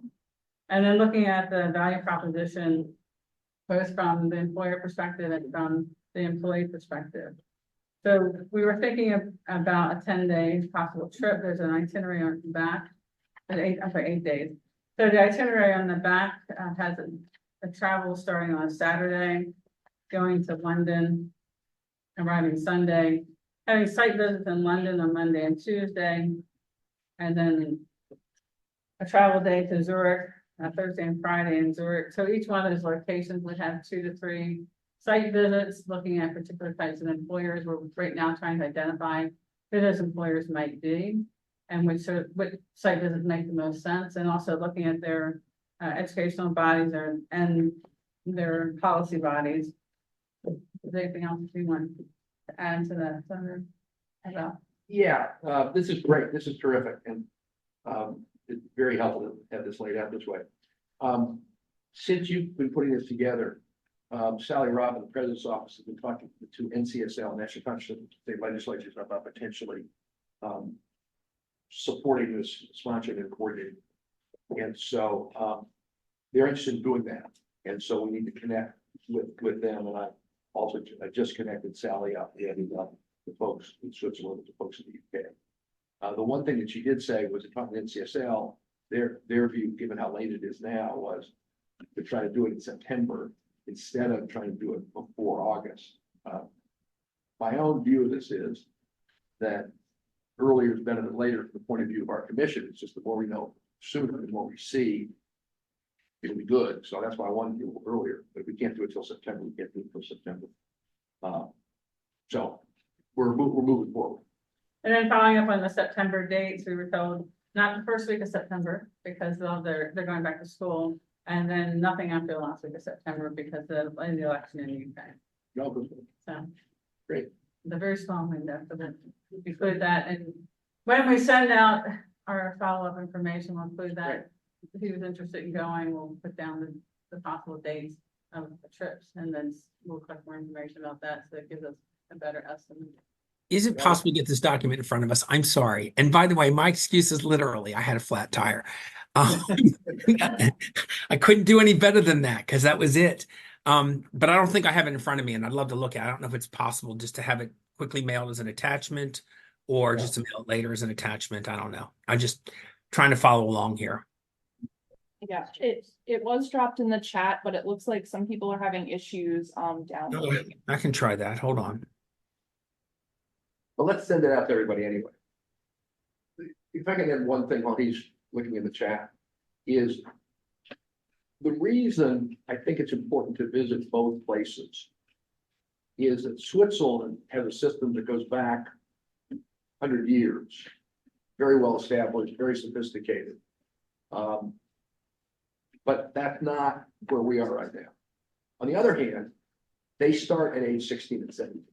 So from the point of view of the 45% goal for high school kids, they end high school earlier, but it's the same age kids. And so when people say, how can you have a 16 and 17-year-old work in apprenticeship? We'll go to Switzerland and you can see how the whole system works. So I think Switzerland is important. The UK is different. UK had many fewer 16 and 17-year-olds. They tend to start later, but they are also a place that didn't have non-traditional apprenticeships at scale 20 years ago. And they went, when Aaron's pointing out, how do we go from a standing start to 65%? The UK has shown how you do it in an economy that is more like the United States, because Switzerland and Central Europe, they have industry-wide unions, they have mandatory chambers of commerce, they have all kinds of interaction that we don't have in the United States and they don't have in the UK. So that's the reason that I think it's a good idea to see both different models and see what we can. I urge that that you look at this, possibly, maybe not, but the Institute for Apprenticeship and Technical Education should be on the list. It is. And the other thing is, I think in England, though, at least some people will tell you how they're trying to learn from mistakes that they're continuing to make. But it hasn't been total smooth sailing.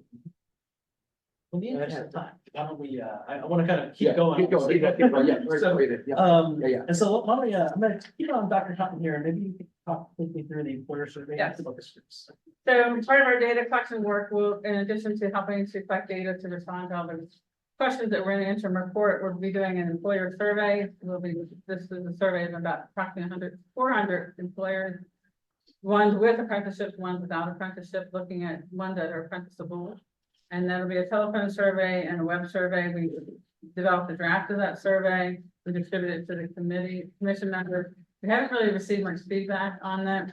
We did receive feedback from Jake, from Senator Rosapep, and from Bob. We worked through that feedback, did a revision of that.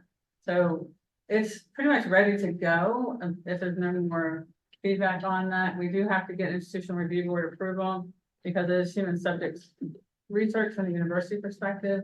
We don't think that'll take terribly long, so we're going to submit that tomorrow, as long as there's no more feedback today on the survey. If any questions about that? Okay. And then the next thing we'll be doing is focus groups. So we were looking at in the last month or so, Sarah and I spoke with a number of individuals, and we looked at possibly doing focus groups with the Maryland Workforce Alliance and the Maryland Apprenticeship Connector. We're planning to do focus groups this summer anyway, so we're looking to add on to that and then do focus groups of employers as part of other events that they're having. And then we're currently in discussions with representatives from the Connector about creating some potential larger scale events where we do some large focus groups, break out a larger meeting into smaller focus groups where we bring our team in. We have a number of professionally trained focus group moderators in the center. Do those groups and then have an event for the employers that come that gives them information about apprenticeships afterward. So it's an opportunity for us to collect information, but also educate them on apprenticeships and how they can make use of apprenticeships. So, and then one more thing about our survey. When we do the survey of employers, we'll also include an option for a link at the end. If they want more information about apprenticeships, it'll go to a separate survey. So we'll collect their information and then we can use that to turn it over to the appropriate people to get in touch with them about apprenticeship. So an opportunity to collect information and also do a little bit of recruitment for you. Have any questions about that? I'm assuming it's a very well with the labor department. That's what you can do. Okay, just to make sure. Any comments or questions about the work plan for this year? Yes, Donna.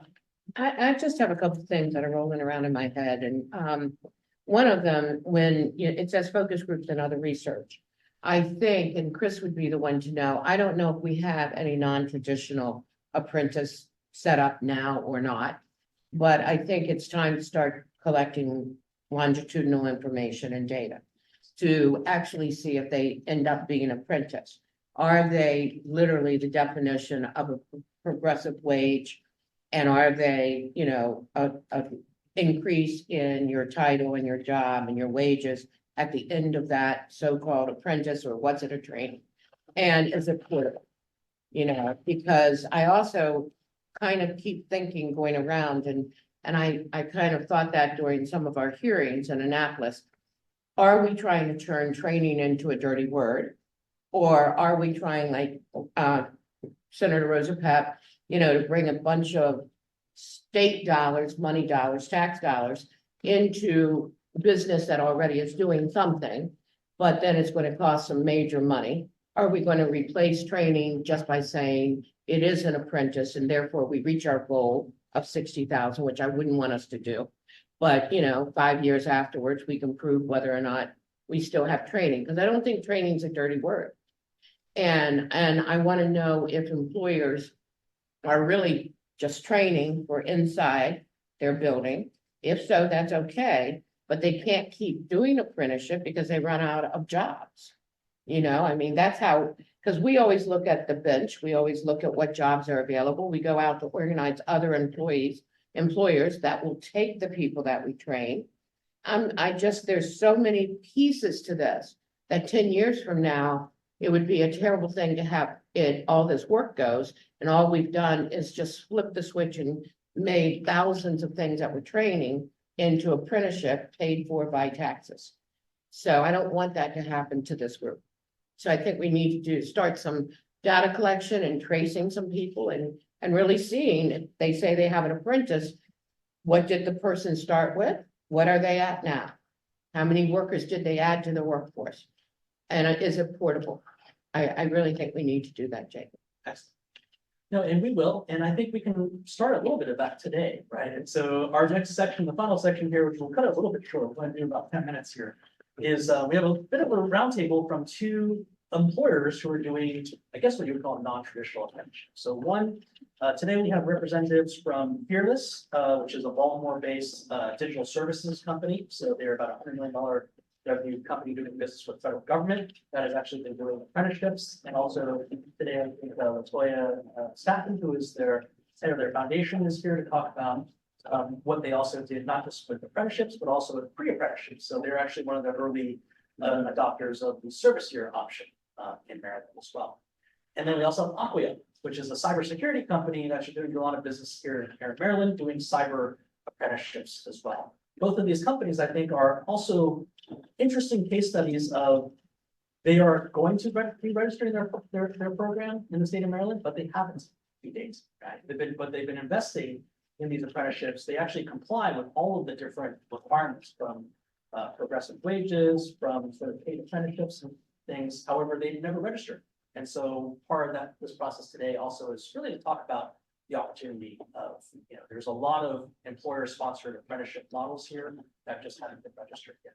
So with that, let me invite Dr. Bruce to take it.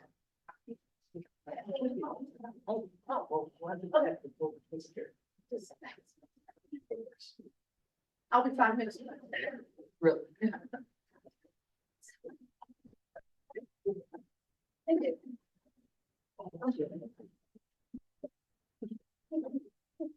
All right, the effort of saving time, I'll just kind of jump right in. Name is Latoya Staten. I'm the Executive Director of Technology Growth Initiative powered by Fearless, but I am a workforce nerd. And so I have probably used every program in and outside of the Department of Labor, Maryland Business Works, whatever's out there to do an unregistered apprenticeship. I've done it on the cyber side, school to apprenticeship, bringing in a high school senior who was a project coordinator turned office manager, now it's a data analytics individual. We've done it with emerging talent who had some industry experience and really just needed a chance to really grow their technology skills. We've also done it in a way that we're thinking of the entire talent pipeline. Technology is an accelerator. There's also ones that allow us to create equitable access to careers that bring livable and high wages. And so I'm here to give you hope. We can do it, we have done it, and we are continuing to look at the opportunities here. And so when I think about how all of the pieces fit together, yes, the school to apprenticeship model is extremely important. We know that in places like Anne Arundel, the NSA takes 200 a year, right? But a lot of those individuals don't continue on that pathway. And so we still have to do the work there and to also bring more representation. but also think about this, how we bring in pre-apprenticeship through service year, which is why Josiah is sitting with me here. So Josiah is currently working at Fearless, an HBCU graduate, but he just really wanted to figure out like, what is his pathway into technology? And so I'll give you 2 minutes to kind of talk about, although it's not a registered apprenticeship and it is a service year, I'll give him just a few minutes to kind of talk about how we're already applying apprenticeship principles to the work that he's doing with us. Yes, thank you much for the floor, Latoya. So hello, my name is Josiah Caldwell. As mentioned, I am an HBCU graduate. I graduated from the illustrious North Carolina Agricultural and Technical State University. And so I'm also currently going through the Maryland Core program under the SCI. And through that program, I've been fortunate to be placed at Fearless. My background is in technology, and so I'm working with them to build an interactive impact dashboard, which allows me to utilize my skill set, my background in full stack development. They have great people over at Fearless. I have Avery, who's been working with me to help problem solve. I attempt to go through these problems on my own. There are people available to, you know, troubleshoot, get through, make sure that I'm applying good lines of reasoning as I attempt to solve these problems. And yeah, it's been a very helpful, very supportive environment. I've been coming through a lot of data, getting a lot of assistance, meeting a lot of new people, and yeah, it's been a great overall experience. Having a sort of structured environment to support me as I continue to grow as a developer. And so one of the things that we do, even if someone came to our internship program, and we had about a 70% placement rate even through our internship program. So short term, you get paired with a mentor, and then we turn them into full-time employees who are billable on some of our government projects at places like Center for Medicaid, Medicare, right? And so for us, it is the structure around the coaching support that they get, the communities of interest, and growing their skill level over time. And there's cases where we had someone who was from Baltimore City, born and raised, intern into an emerging fellow program. We did not register that program. It was emerging fellows that we did a lot of the digital work that you see even happening at Exelon, right? We were very particular on a outwardly facing outage. You want to know when your electricity is coming back on. We brought someone from the city through a program, and we mentored her up for a year, and she's a software developer. We were able to basically double her salary over that time period that we had her 2 years leading into that. That is not a registered program. I'm in it, so I know how to register it. I know how to get all of the incentives and all the things. But at Fearless, we just did not touch it. It was easier for us to put our head down and to do the work than to say, I'm gonna wait a month and a half to get in front of the commission again, or, you know, to get the paperwork done or something like that. And so for us, we want to do it. Our workforce and how we're building our workforce is from within the communities in which we're anchored.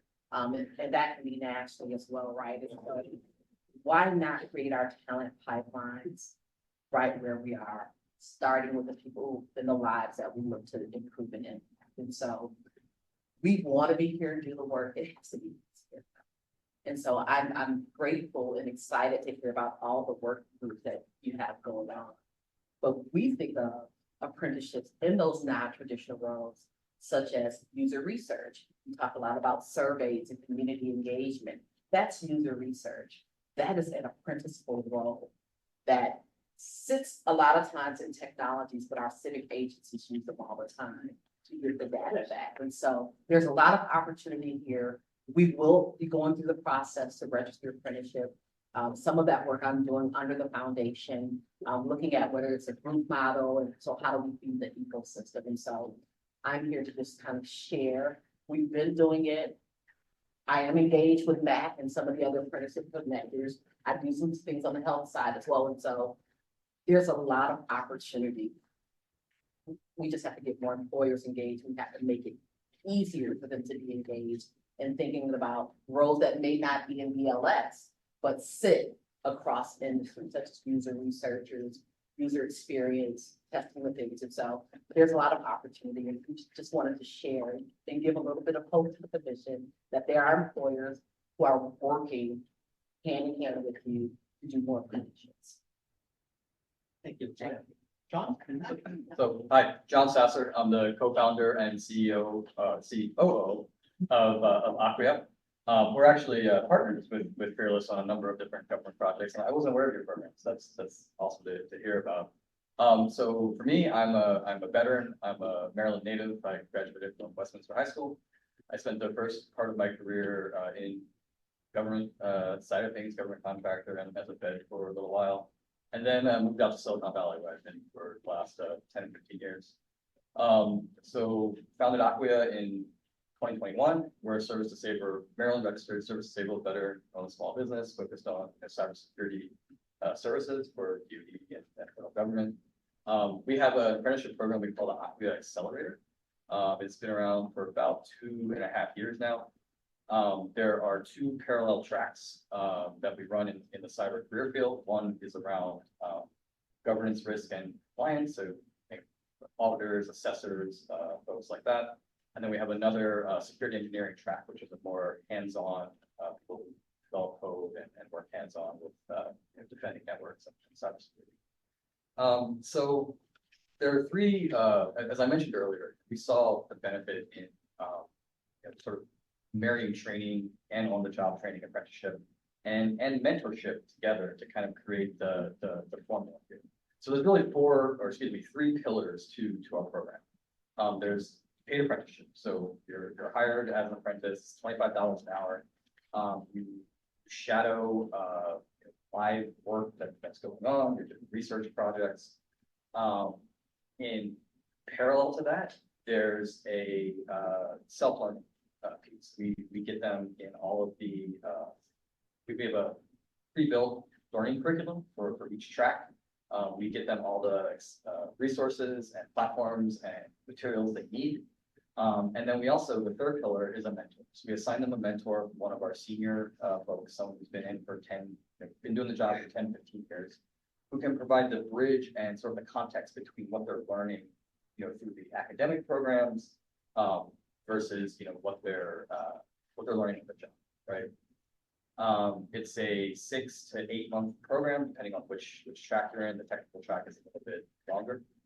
And at the end of that, you are hired as an associate, full-time, starting pay of $75K.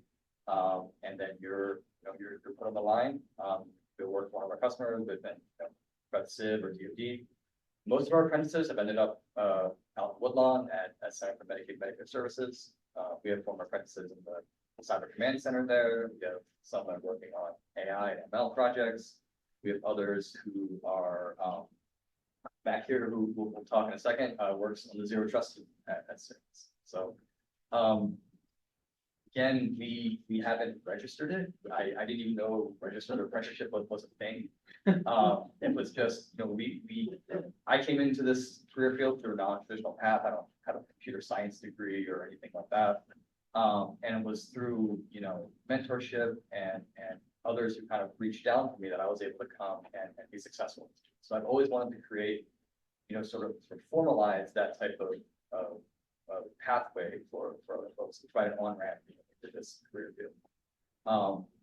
Met up with Jake, and he kind of, explained to me some of the benefits and reasons why we want to go down the registration path. That's kind of what we're doing.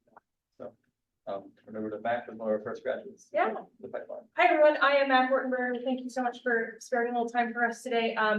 As John said, I'm a security architect with CMS, specifically focusing on Zero Trust. What do security architects do? We follow federal guidelines to figure out how cybersecurity systems are vulnerable, and we build roadmaps for implementations and remediations for those vulnerabilities, and we help teams work to implement. That is not where I started. The least traditional cyber background ever. I was a track coach on the NCAA level for 13 years. And that's kind of all I'd really known. For me, Amazon was where I did my subscribe and save to get my like bamboo-based toilet paper, not AWS, where I now architect IAM access role policies, things like that. So it's been a crazy turnaround over a couple of years. I was just in DC yesterday at the Women in Tech Leadership Summit.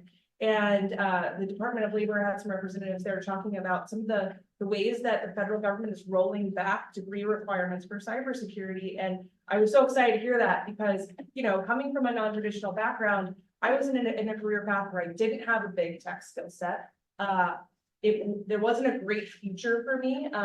If you want to think about a place where if we're looking at apprenticeships or cybersecurity, we need to have more women in these industries. There's even less women in athletics coaching, and I just didn't see the job path. I wanted something more flexible. I wanted to make more money, and I wanted to do work that I felt was a little bit more interesting and important. And I was lucky to find Acquia. I think we kind of found each other at the right moment. They needed a canary in the mine to make sure that our accelerator apprenticeship was gonna work, and I am really good at chirping. So was able to kind of come in and work together. As John said, the beauty of what we do, or what we did with me, was building a formalized education path. I really had to go from like, how do I update my iPhone, to like, this is Python code. This is how you do this, you know, full stack dev. That's tough, Josiah. That's tough to learn. I'm still learning that. But also the pairing and on the job training, you know, having real-time detections as code training, having that mentorship so I could figure out how to build a LinkedIn and how to network and who are the people that I need to connect with. So it really was a comprehensive piece. I think the beauty of what this has offered me in my experience was starting over in a brand new industry and building that confidence to now be able to go into a room full of federal folks at CMS and say, guys, your network doesn't work like this. We're going to have to make these changes and go back to teams and speak confidently about that, has set me up for, you know, at least another 13 years, if not more, on a great career path. You know, Senator Roosevelt, the point you were making about where do we find these next places, you know, I think LaToya summed it up perfectly. Like the hope of cybersecurity is that space. We're rolling back those degree requirements from the federal sector right now. And I feel really grateful to have been a part of the Acquia program. We've taken a number of folks through, from PhD psychologists and poets and you know, first-gen college grads or English as second language folks. And all those people are working to support our federal government right now on really important cybersecurity projects, and it's just an exciting place to be. So Josiah, like, stay with it, man, like killing it. And it's an undertapped, underutilized space for this. So thanks so much. Yeah, I originally wanted to have some time for questions, but unfortunately we are near the end of our commission.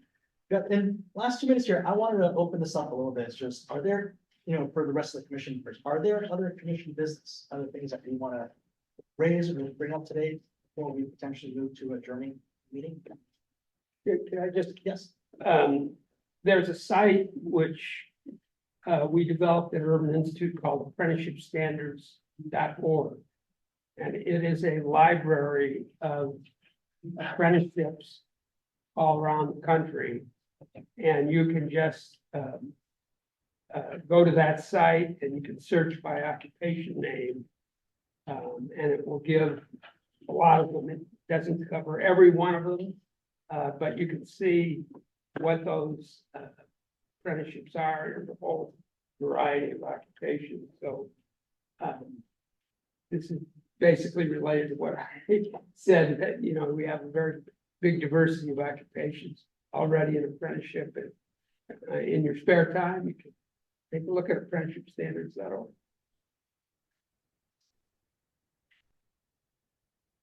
Any other commission business that we want to raise? I just think it's really great to end on this note. And so thank you very much. Well, can I get a motion to adjourn the meeting? Second. Thank you. Yeah. Thank you. That was a slight.